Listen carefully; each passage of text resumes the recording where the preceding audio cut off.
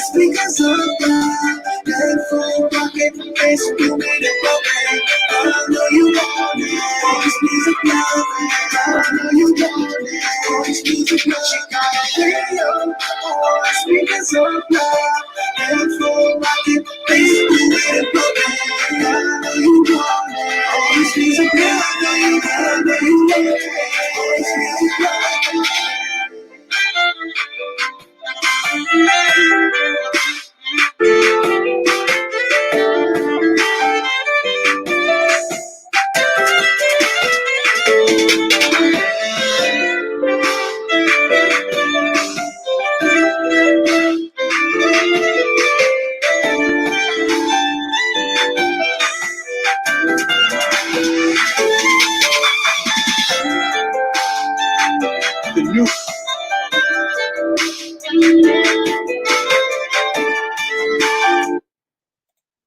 The new Black Wall Street.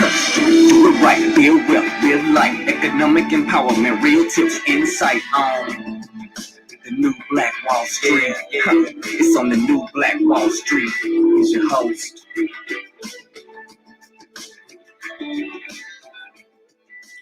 All right, Grand Rising to you beautiful people, man. Thanks so much for joining us here today on the new Black Wall Street, the Money and Power Show.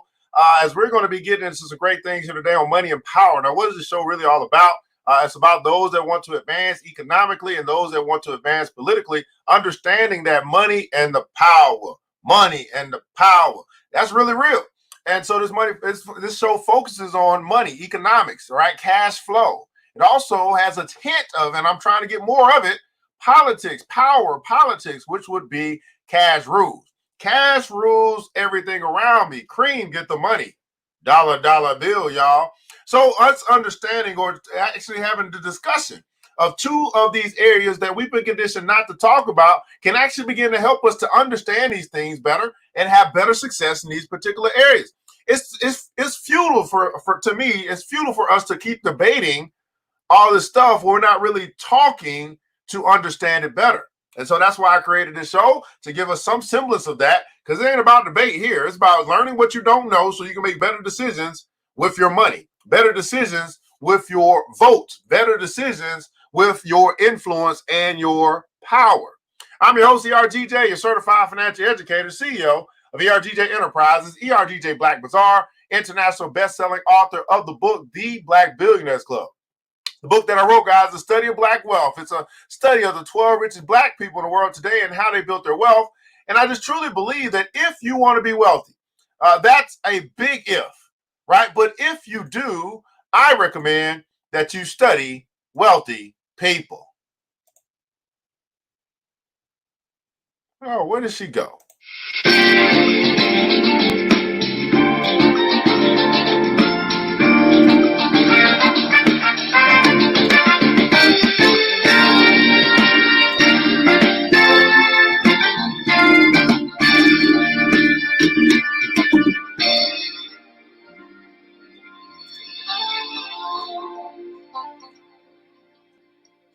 Of course, you can pick up your copy by simply going to the website www.theblackbillionairesclub.com, www.theblackbillionairesclub.com. It's available in French and also in English, and you can pick up your copy today. You'll find the link in the description above or below. Today's episode is being brought to you by ERGJ Black Bazaar, the Afrocentric marketplace, which specializes in Afrocentric home decor, personal care products, and also Black art-inspired gifts. Here at ERGJ Black Bazaar, we actually promote group economics. So we look for Black vendors and actually become their selling force for them. So you can find all types of cool Black stuff right here as well, among other things as well. We have opened up the CBD aisle of our store. We also have your personal protective equipment for such a time as this, as we are opening back up. We're going to find out today this word recovery. We're opening back up these cities, and ain't no cure been found yet.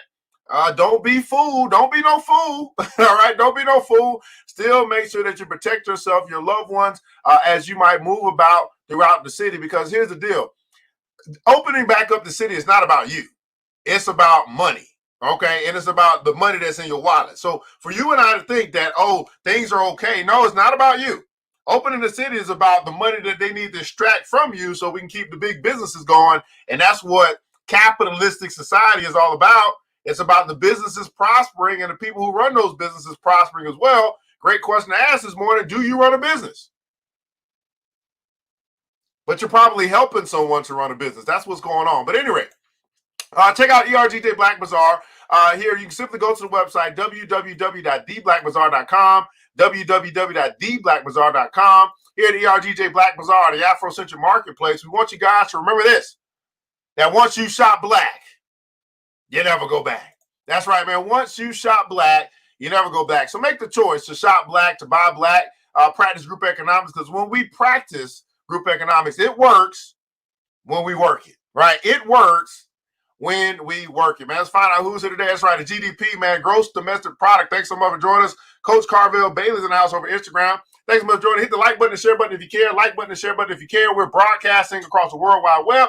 Love to know where you're connecting from this morning. What city, what state, what city, what state, what country, as we have the Money and Power Show, which is free financial education for the nation, free. And here's the thing about free.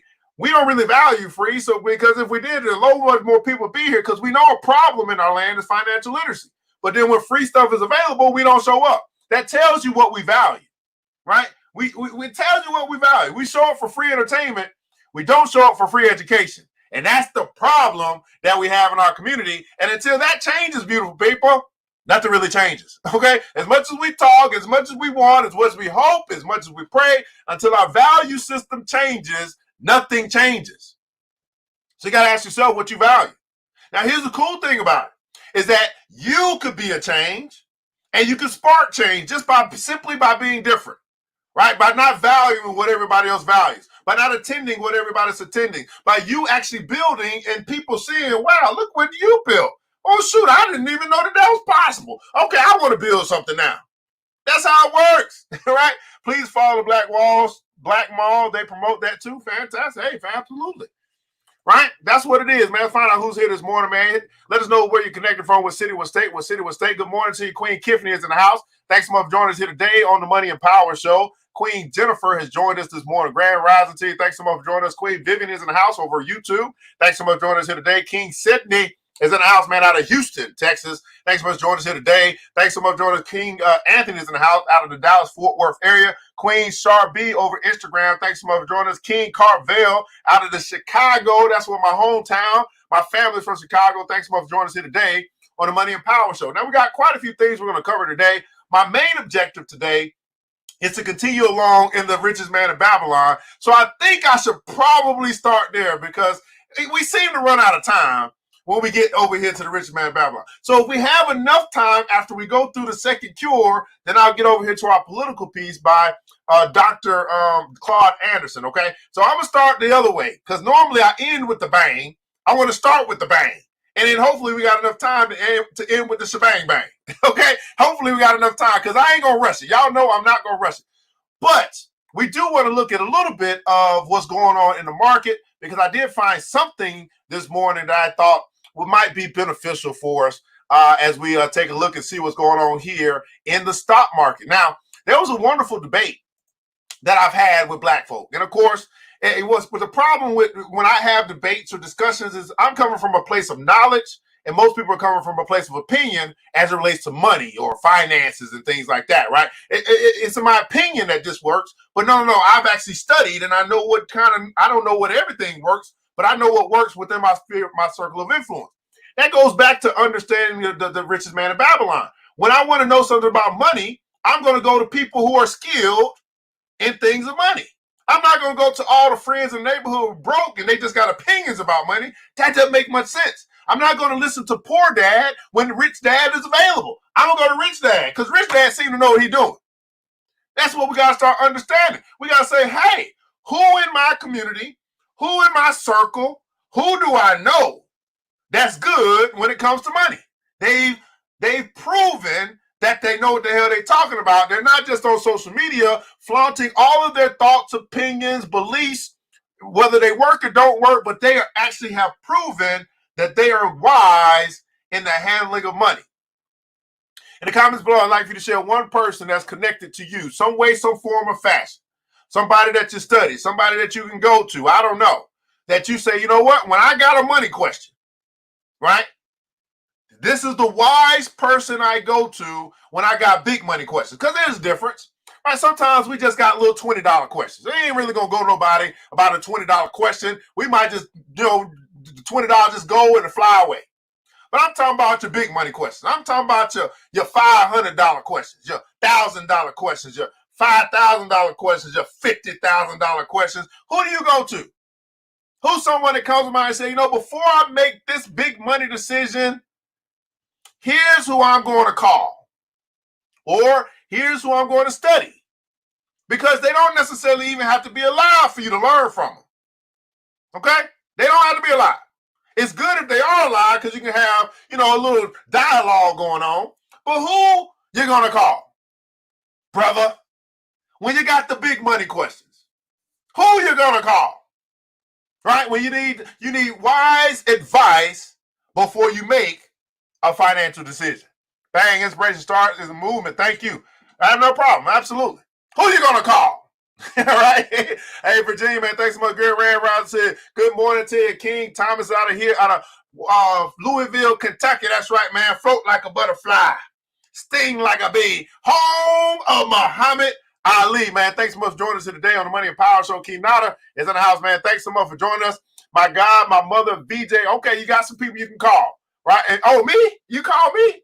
I feel special. She said she's going to call me. You better call Evan. Call him. All right, man, let's take a look at some news that you can use this morning. Some news that you can use. One thing that I teach, guys, I teach you how not just to read news, not just to read headlines, but to try to interpret what's really being said. Because the low-level thinking people, they don't interpret. They won't analyze. They'll take things for face value, and they get led astray. They get led to the slaughter. That's where they go. But the high-level thinking people, they actually take something that's given to them. They think about it. Wait a second. What is really going on here? And then they assess, they process, right? They think, they process before they react. And we want to move you from being a reactionary people, which predominantly our culture is. We react to stuff.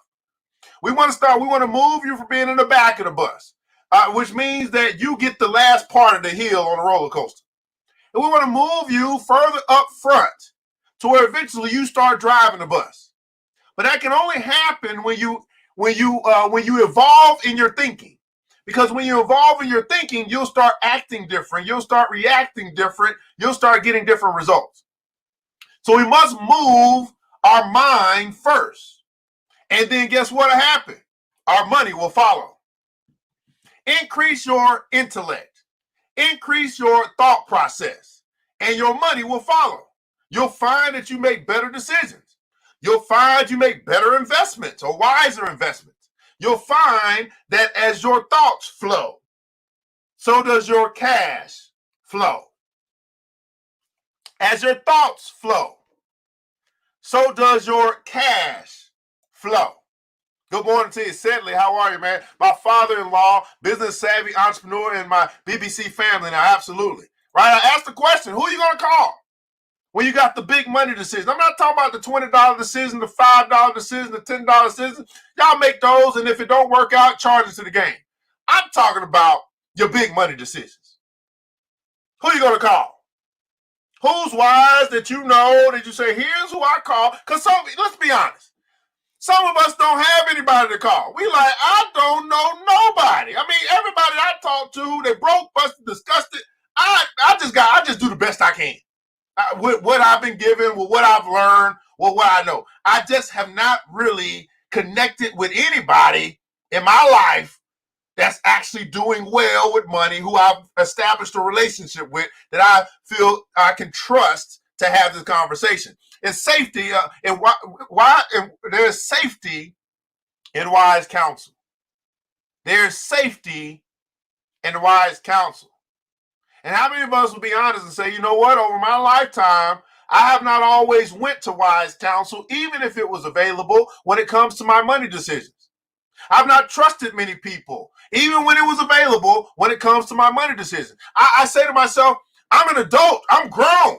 This my money. I do with it what I want. And let me ask you this question. How's that working out for you?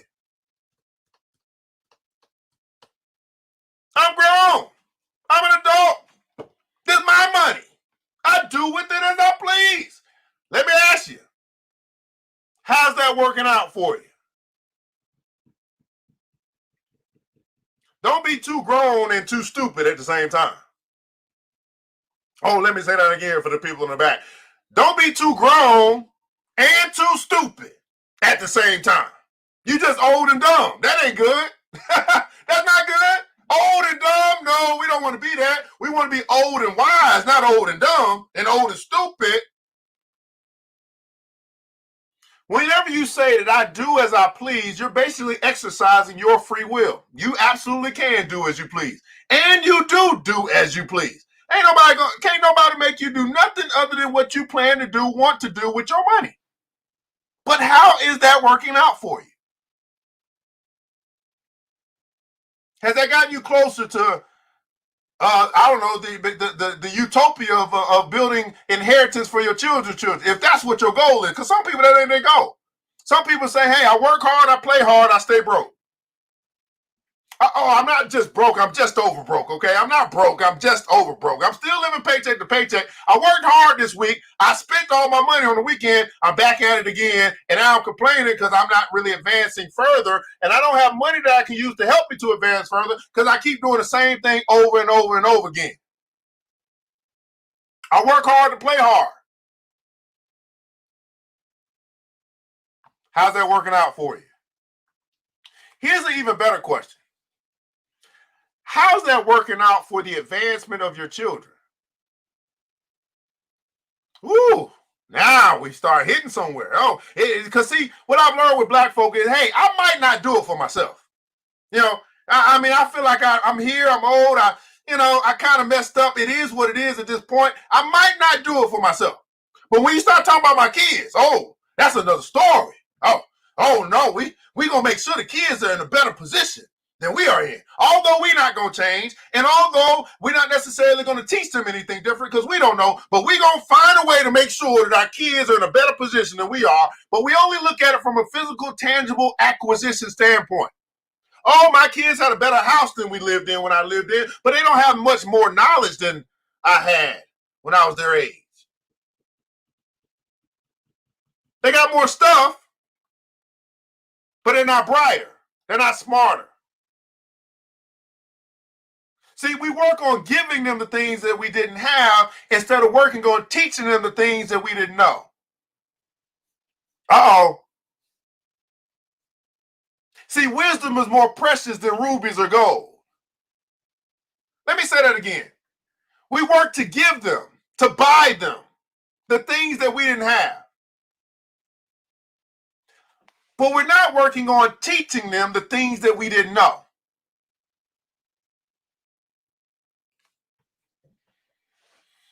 Woo!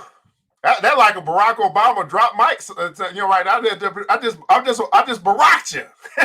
I just dropped the Barack Obama mic on y'all. Hey, my godmother, absolutely. Of course, you Ghostbusters. All right, good morning to you. Absolutely.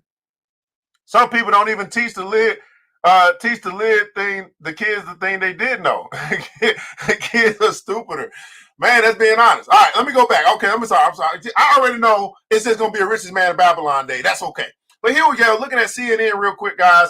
I saw something that's very interesting. As I was going through this, I don't know where I found it. But anyway, I'm not looking at that.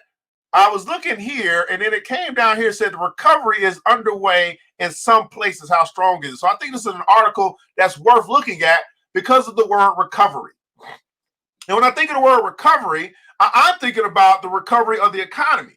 And as I think about the word recovery and the recovery of the economy, then I understand that as the economy recovers, then some of these businesses that provide products and services that bring value to the marketplace that have been depressed because of COVID-19 and the recession, or the quick recession. It's not really a recession, but the drop in value, because guess what? All right, people aren't spending as much money. They are spending as much money, but they're not spending in the same places they used to spend it. And they're in shelter in place, so they're not going to the restaurants. They're not traveling as much. There's not a lot of movement going on. How many guys know that when you leave your house, once you leave your house, you're a target? I mean, if once you pass your mailbox, you become a target for somebody to get your money. Yes, you do. I mean, because once you get out the neighborhood, somebody somewhere, even in the neighborhood, is advertising to you. I mean, whether it's going to be the mail, whether it's going to be the little Hispanic guy that puts the little business card on your mailbox, whether it's going to be the cars that pass by that have car magnets and advertising on their car. As soon as you leave your driveway, you are a target, and we coming to get your money. So when the economy recovers, it's like, wow, all of these wonderful businesses that are still wonderful businesses that still provide products and services in the communities in which we live, maybe they're going to recover too. Everybody put in console, recover. Now, for those that's been watching this show for a while, I've been prepping y'all for at least 3 months as we prepare for the recovery. Because when it recovers, and recover it will do, my money, it ain't gonna recover because my money ain't never really been in a space where it can recover. But my money can take off. My money can just skyrocket to a place where it ain't been before. So as I participate in the recovery of the economy, I'm also trying to participate in the stimulation of my money, to stimulate it into growth or to stimulate it into explosion. That's what I'm doing. How about you? She said either you go outside to buy or sell or buy or beg or give away, right? So as the economy recovers, right, we put ourselves in position to stimulate our own explosive growth in our bank accounts. But we have to choose to participate. She said, hell, even the house, some people still knocking on doors, right? And doing sales calls. Absolutely. Good morning to you. Recover.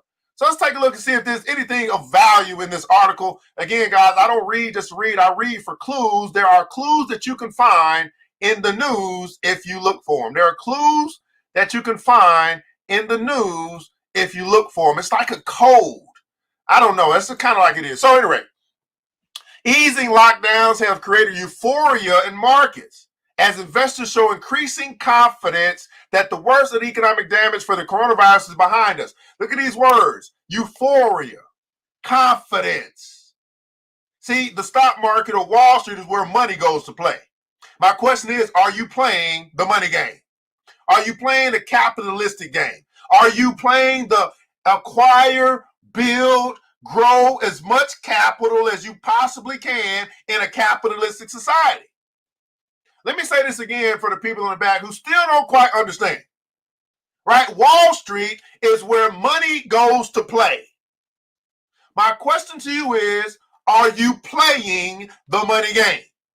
Or are you simply watching everybody else get rich? Okay?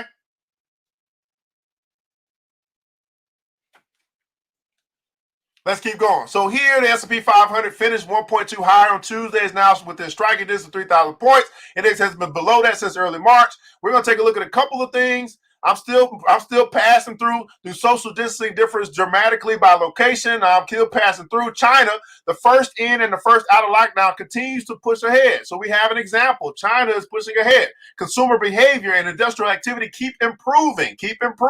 According to Morgan Stanley, with fewer people indicating they intend to cut future expenses and more people signaling they'd be willing to leave the house for non-essential trips. Now, here in America, we didn't give, I ain't gonna say here in the hood, because I'm in the hood. Here in the hood, we've been leaving for non-essential trips the whole time. We ain't playing. We don't care. But those that do kind of care, they'd be more willing to leave if not. Now, as soon as Memorial Day came here, and people said we're gonna barbecue. We have pools open, beaches open, non-essential trips. We're following the lead. We see what has happened over in China, global economy, global trends. This is what's happening. And it's the same thing that we said was going to happen. Right? Same thing. Money being influxed into the economy, printing money out of thin air, boosting these businesses that for somewhere in the world, our taxpayers responsible for keeping businesses in business.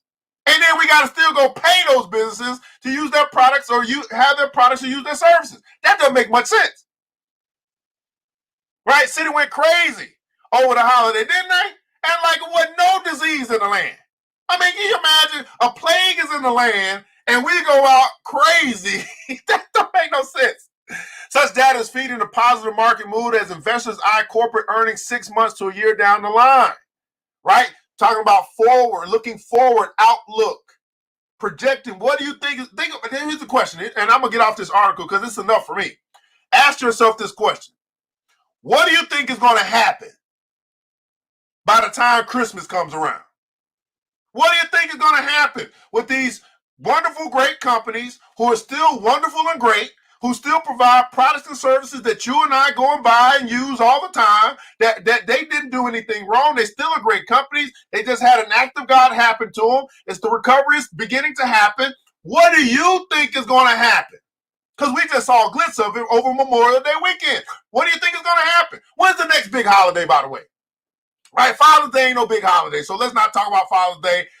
We get fathers get shit on. What's the next big holiday? What we got? Oh, this is May, June. Oh, July 4th. What do you think is gonna happen on July 4th?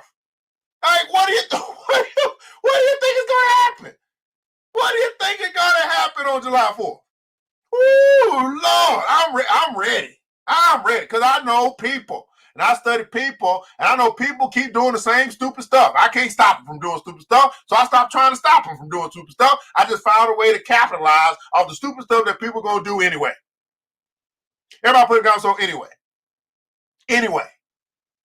See, people are predictable.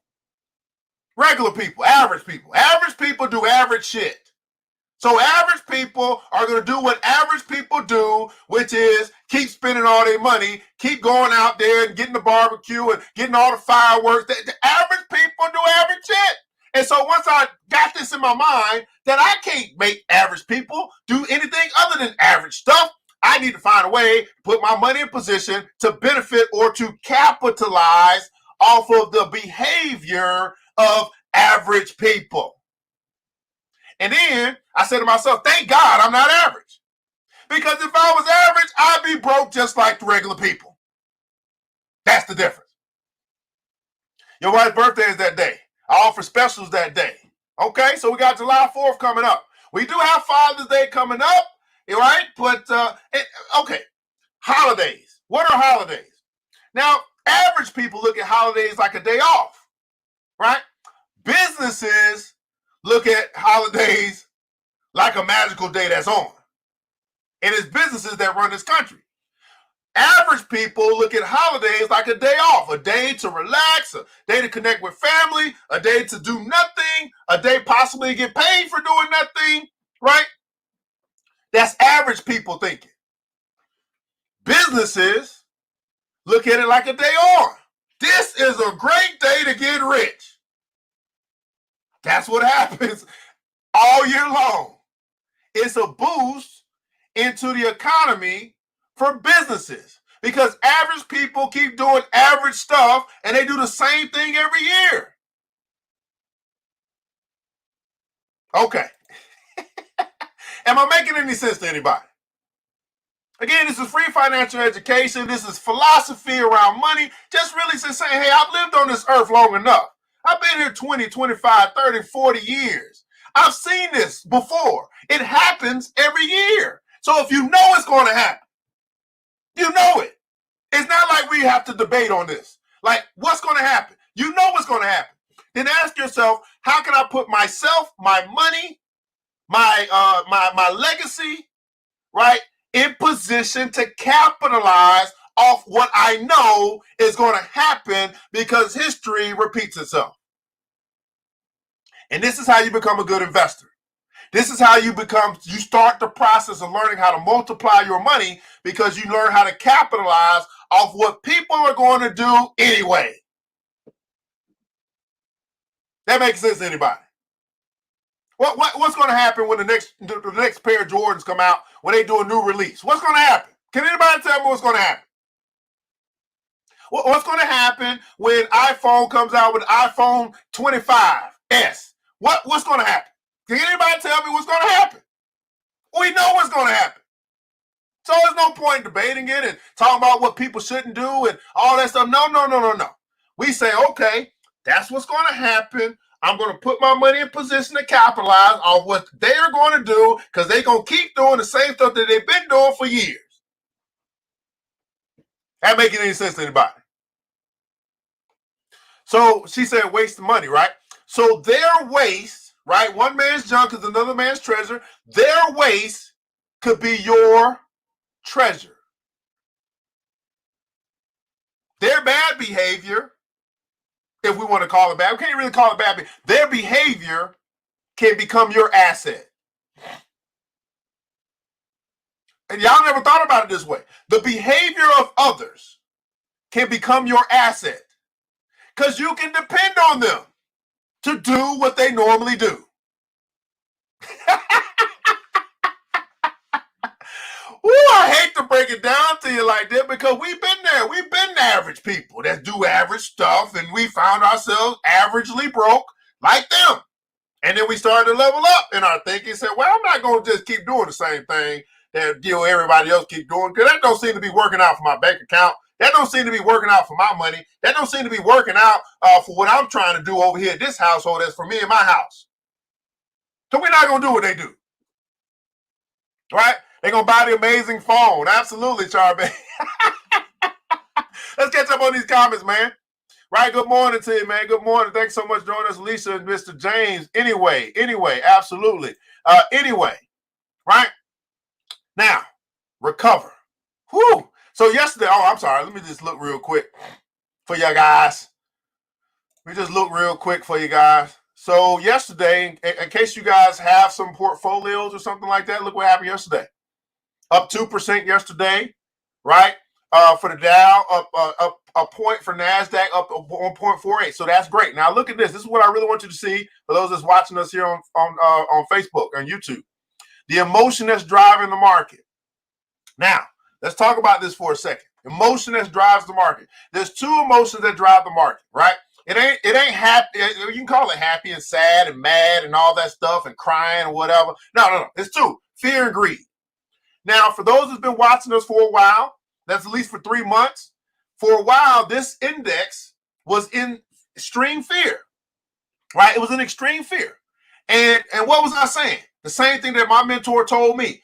When it's extreme fear, we need to be buying. We need to be loading up the wagons. Why?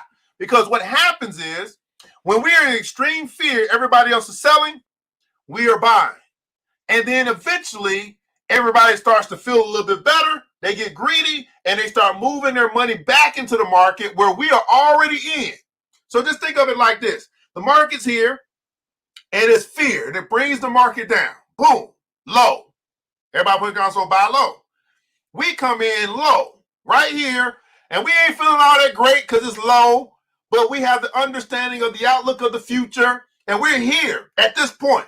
All the money that left.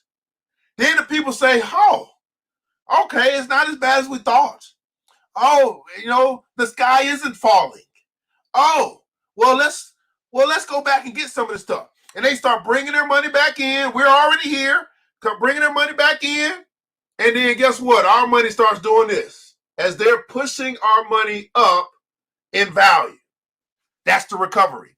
So now the market is now in neutral. It ain't even got to greed yet. So they're still pumping money into this thing. We're still here. We're like, we're just waiting. For those that've been around for a while, waiting on them to just push our money up into a stratospheric rise or explosive growth. And then what do? Based upon your position, based on where you are, based on your strategy, you say, okay, I got enough out of that. Let me go ahead and sell some of that off because it's now high. And the stuff that I had held on to that I felt I'm going to keep forever. This is I got to talk about it. Make sure somebody remind me for the Black Billionaires Club next week, Wednesday, for our investment education night. We're going to talk about legacy stocks. Legacy stocks. These are the companies that you bought for your children. It's not the companies that you just kind of in right now and temporary. It's not the companies. These are the companies that you'll never ever think about selling. Your legacy stocks. There's other stocks that you might have, but I want to talk about next week. I want to talk about your legacy stocks, the ones that you bought for your children and your children's children. That's what we're going to talk about next Wednesday for our investment education night. All right. So it's going to push your money up into stratospheric rise. Then you have decisions to make because you bought low and now you have an opportunity to sell high and you've got increase. Everybody putting down so increase. You got increase, right? You're winning the game. And this is a very difficult time as well because now we get into a position where we could be greedy. Like, now I want to get more. We're going to get more. We're going to get more. And so it's all about strategy, okay? All about strategy. Okay, legacy stock. I got to remind myself, legacy stocks next Wednesday, legacy stocks. Okay. All right, man. Buy low. Absolutely. Glorious morning to you, Queen. Love you, right? Legacy stocks. All right, somebody remind me, Alicia. Thanks so much. All right, let's get into the richest man in Babylon. Richest man in Babylon. Increase. That's right. Increase. Man, we all about winning over here. Increase. That's what I'm talking about. So richest man in Babylon, guys. I got probably 7 copies left. I don't make any money selling this book. The reason why I offer the book is because I think it's the greatest financial book that I've ever read. It's the book that helped me go from being a financial zero to a financial hero. Why? Because I read the book, I interpreted, analyzed the book, and I did what the book told me to do. Just that simple. And when it comes to money, it's really not a lot to teach. This is why, although I'm a financial educator, I do a lot with philosophy because the steps are pretty basic. Like the number 1 step is spend less than you earn. I can say that a whole bunch of different ways, but at the end of the day, if you never spend less than you earn, you'll always be broke. It's just that simple. Now, figuring out how you can get to that position and doing it, that's something different. But the principle is still the same. It's been the same since the world has been around, since money has been around, spend less than you earn. If you don't do that, you will always be broke. You can live your life on credit and you can make it look like you're rich, but you'll always be broke. You'll always owe somebody. You'll always be a borrower and not a lender. If you never learned the first principle to financial success, which is spend less than you earn. Just that simple. The next principle, which is fairly easy to understand, pay yourself first. Stop paying everybody else when you are important and you are valuable. Pay yourself first. I go on and on. These principles, it's only about 5 of them, and I pretty much can talk about them forever because they ain't going to change. Now, if we decide we're going to participate or follow or do, right, exhibit, right, sound financial principles, then we'll have financial success. Okay? Just that simple. But anyway, we're going to get into the 7 cures for a lean purse. These are 7 cures for a broke bank account. 7 cures for a hole in your wallet. 7 cures, remedies, solutions to the money problem. Everybody put it down, so fix the money problem. Fix the money problem. It's the same money problem that causes us a whole bunch of divorces in our community, in our homes. The money problem. Fix the money problem. I'm telling you, I want to, brothers, because we had Black Woman Wednesday yesterday. Fellas, if you go into your relationships with the money problem already fixed, how much better would your relationships be? Think about that for a second. I'm not even going to put this on the women because, yo, women, I want y'all to have y'all money problem fixed too. But fellas, if you go into the relationship already with the money problem fixed, and now you become a teacher to your mate to say, hey, you ain't got the money problem fixed, but if she's willing to listen, because we know that's a whole nother story. If she's willing to listen, if you find a mate that's willing to listen, right? How much better would the relationship be? She say, you know what, honey? I'm going to put the finances in your hand. Teach me. I want to learn along the way. That's not my area. You the money guy. How much better would your relationships be? Think about that. Fix the money problem. That's a personal decision.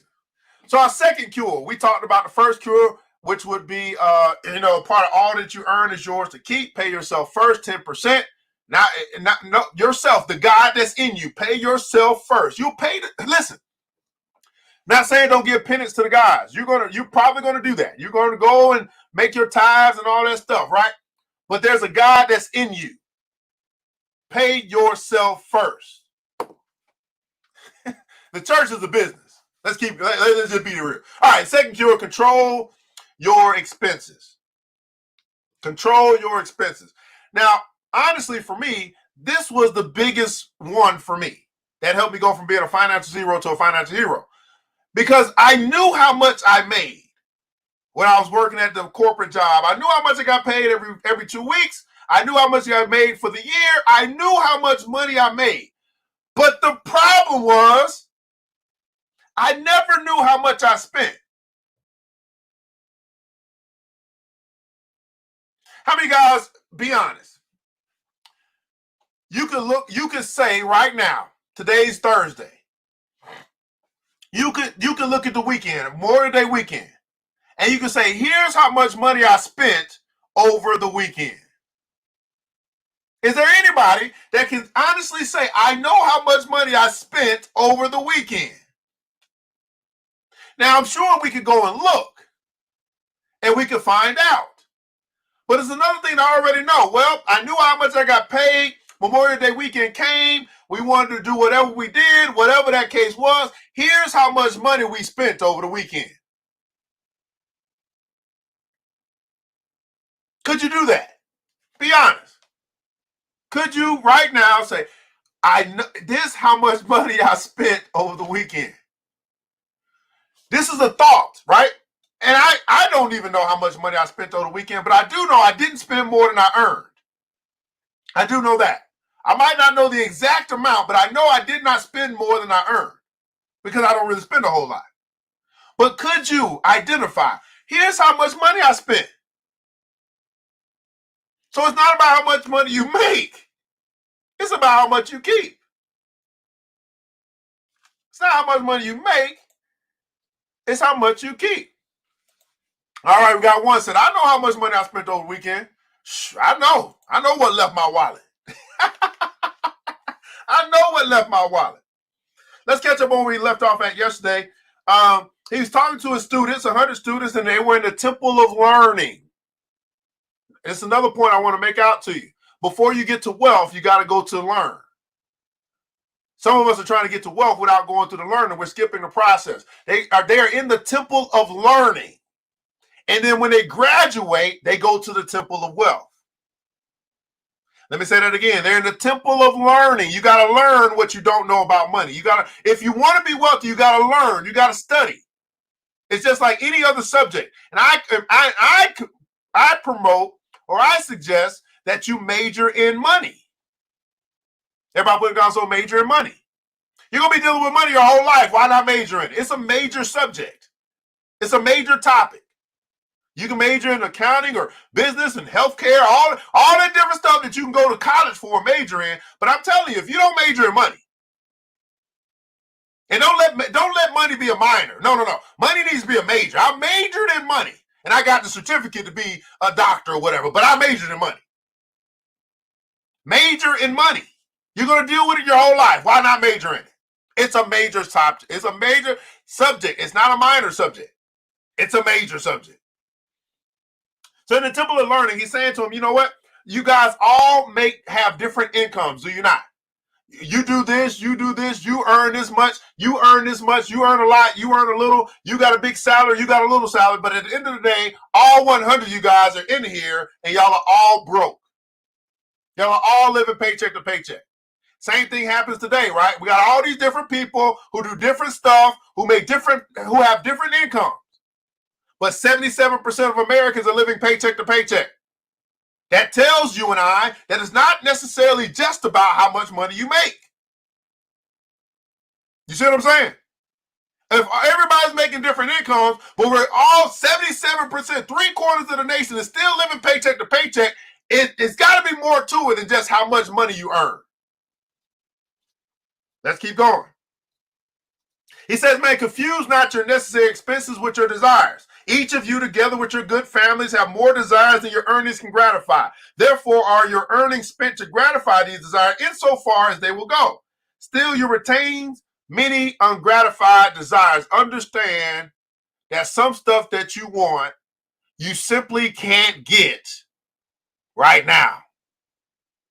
There's things that you want that you have to tell yourself no right now. Everybody put in the comments below no in capital letters. No. I want you to get comfortable with telling yourself no. Just as comfortable as you are with telling yourself yes. And here's where most people get in problem. I deserve it. No, what makes you think you deserve a new car? What makes you think you were blessed with a new car that came with an $800 payment and you got 35% interest on it? What makes you think that's a blessing from God? Huh?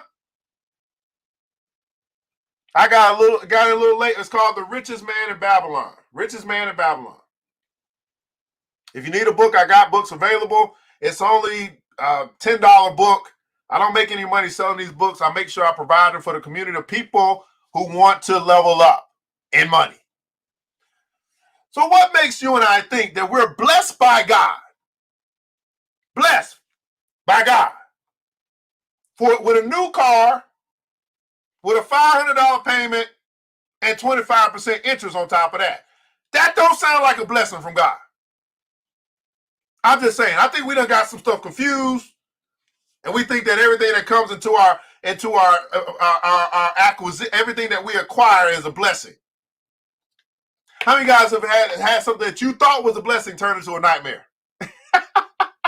Oh, you said it was a blessing when you got it until it was time to pay it back. Then it became a nightmare. Learn to tell yourself no.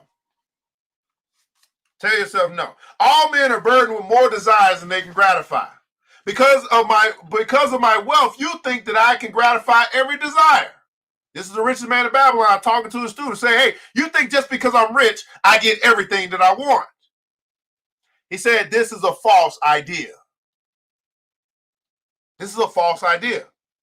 There are limits to my time. There are limits to my strength. There are limits to the distance I may travel. There are limits to what I may eat. There are limits to the zest with which I may enjoy. Everybody put in the comments, so there are limits. I don't care who you are. There are limits. What's even better is if you and I decide to limit ourselves. To limit ourselves. So although I'm rich, although I'm the richest man in Babylon or the richest man in America or the richest man in the world, which I wrote about black folk that are rich, there are still limits to my time. There are still limits to my strength. There are still limits to the distance I can travel. There are still limits to what I may eat. And there are still limits to the zest with which I may enjoy. There are limits. There are limits.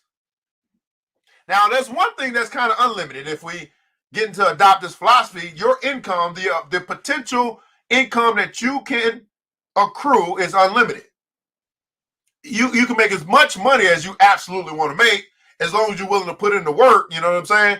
There's really no limit to your income. There's a limit to your decrease, to your spending. You can only reduce your spending by so much, but you can earn as much as you want to earn, as long as you're willing to put in the work.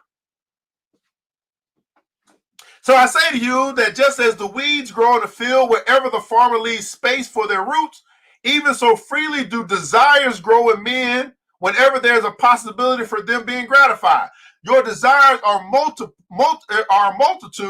and those that and those that you may gratify are but few. He said, man, you got a whole bunch of desires, but at the end of the day, you'll only be able to satisfy a few of those desires. You can want all you want, But at the end of the day, you're only going to be able to satisfy so many of your wants. There are limits. There are limits. There are limits, right? There are limits. Study thoughtfully thy accustomed habits of living. Notice what he says, study how you live. Study your lifestyle. Everybody put in console, study my lifestyle. Study your lifestyle. Yeah, but start there. Study your lifestyle. Ooh, this gonna hurt some people this morning. What you mean study my life? Study your lifestyle. Study how you have chosen to live your life. Study your lifestyle.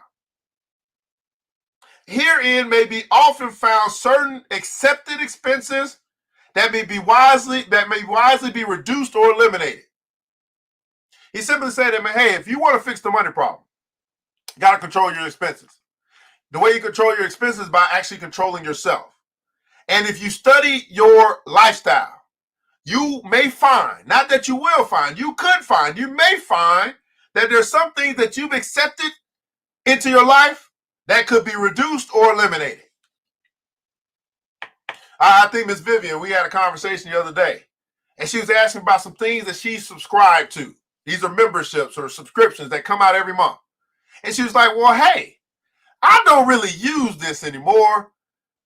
Does it make sense for me to eliminate it?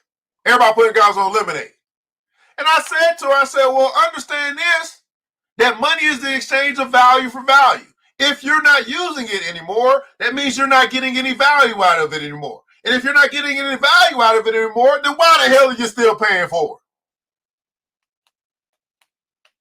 it? Eliminate. Now you've accepted this expense. You've agreed to pay this expense.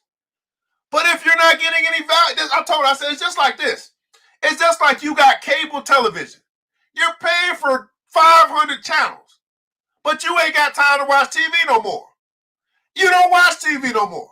And every time you think about watching TV, you got other stuff to do. Then why are you paying for cable? Oh, I got it just because when we do have July 4th and the family comes over, we got something to watch. Stupid.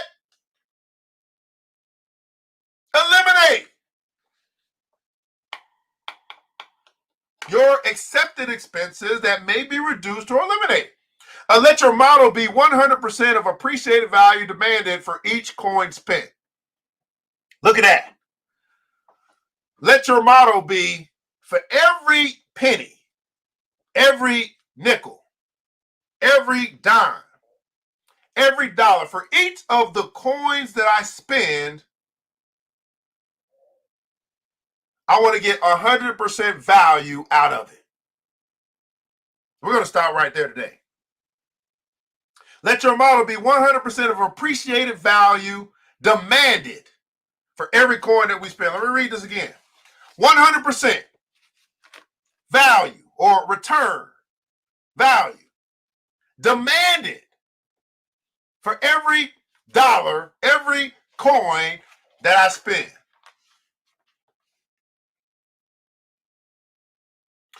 Right now, I want you to think about something that you spent on, something that you spent your money on, something that you got, something that you get. I don't know. And you can honestly say, as I look at this, as I study my lifestyle, here's something that I'm spending my money on that I'm not demanding, nor am I getting 100% value back in return. Now, if you got cable and you love cable and cable is giving you the value that you want out of it, fine. Keep the cable. I'm just saying, as you study your lifestyle and your accepted expenses, are you able to find some things that you are paying for that you're not getting 100% value out of? Now, here's the deal. It could be because you're not participating, right? You could be subscribed to something, I don't know, and you just don't have time to show up, or you don't make the time to show up. You never go to the meetings. You still are a part of the club or a part of the organization or whatever the case may be, but you have simply just grown, developed. You don't need them anymore. You're too busy with the other stuff that you got going on. I don't know. It can be a lot of different things as you study your lifestyle. What's something that you recognize that you've accepted as an expense? And something that you also recognize you're not getting 100% value back in return for this particular expense. And it might be time for you to reduce or eliminate.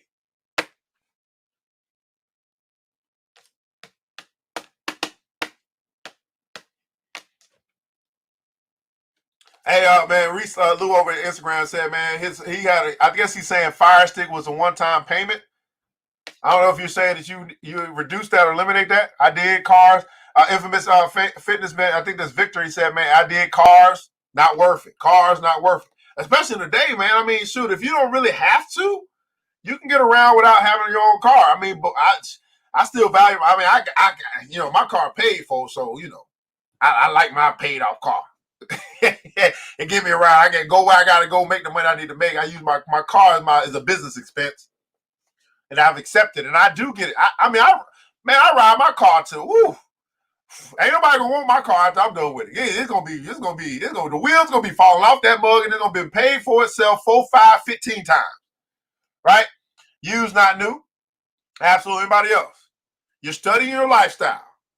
You're saying, man, here's an expense that I've accepted. I signed the contract for. I signed up. It's coming out of my bank account or my checking account regularly, whatever. Maybe I paid for it once. I spent on it once. I'm not quite sure. But like if we say for the Fire Stick, let me use the Fire Stick for example. He bought the Fire Stick. It was a one-time payment. Never hooked it up. Don't use it. Don't really watch the TV to enjoy whatever the Fire Stick can provide for him. He's not getting 100% value out of it. Simple. Right? I had 6 down to 2 new businesses and personal. Okay, fantastic. I'm still waiting on my Facebook family to catch up. They still thinking, I don't know, man. This is tough. I mean, I ain't never really studied my own lifestyle. I mean, for some reason, I thought I was broke because of somebody else, or I'm not where I want to be financially because of something that Trump doing in the office. And we've been spending our time talking about Trump and Biden. And I'm pretty sure that politics has something to do with why I spend more money than I earn. I'm pretty sure that white supremacy's got something to do with why I spend more money than I earn. I'm pretty sure that it's got to be racism. Racism is making me spend more money than I earn. That's what it is. That's what it is. It's got to be them. And then we take a look in the mirror and we say, wait a second, I never really studied my own lifestyle. I never studied my own lifestyle. I've been studying everybody else. But what happens when I study me? Yikes. I got to go log in my online class. I enjoy the enlightenment as always. Take care. No problem, man. Going to class. That's what I'm talking about. Eating out. Eating out. Say, man, eating out all the time is not what's up for him. Say, man, I got to reduce it. I may not eliminate it, but we can reduce it. As a matter of fact, many of us, we found during this COVID-19 time that we don't need to eat out as much as we used to. I mean, we couldn't now. I mean, we really didn't ability. Then you start looking in your kitchen, you're like, wait a second, I ain't really got much groceries either. We need to fix this because we ain't gonna be going out here and eating and we still gotta eat. So what we gonna do? We done found a new skill called cooking. We know how to cook now.